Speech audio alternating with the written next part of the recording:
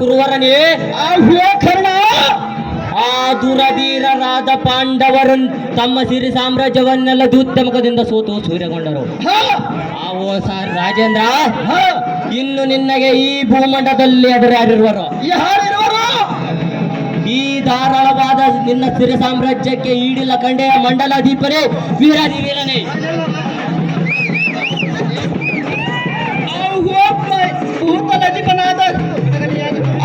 ಕಡಗಲಾದ ಕರ್ಣ. ರಾಜೇಂದ್ರ,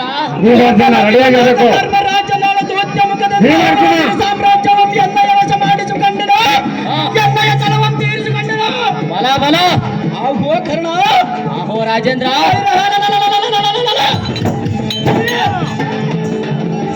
ಲೋಕ ಪ್ರಸಿದ್ಧರಾದ ಪಾಂಡವರು ನಮ್ಮ ಆಚೆಗೆ ಬದ್ಧರಾಗಿ ಇಲ್ಲ ಬಿದ್ದಿರುವರು ನೋಡುವರು. ಆಹೋ ಗುರುಕುಲವೆಂಬ ವಾರದಿಗೆ ಪರಿಶೋಧಿಸುವ ಕೌರವೇಂದ್ರ.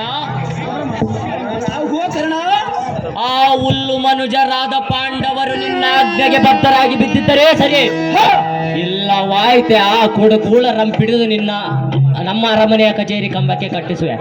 ಅವು ರಾಜೇಂದ್ರ. ಕರ್ಣ.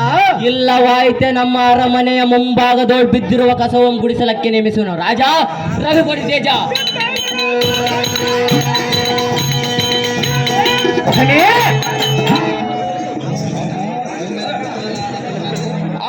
ಖಡ್ಗಲಿಯಾದ ಕರ್ಣ.